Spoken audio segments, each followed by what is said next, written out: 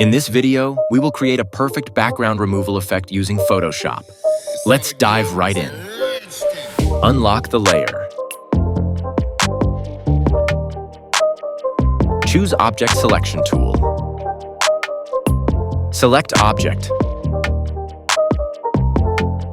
Choose Select. Choose Select and Mask. Choose Refine Edge Brush. Adjust brush size. Apply the brush on the edge of the object.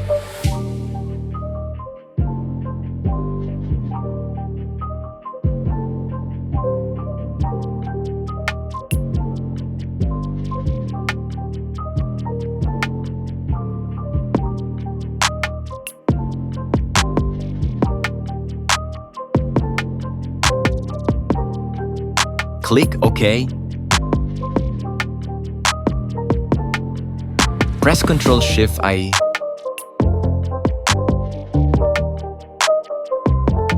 Press Delete. Press Ctrl-D.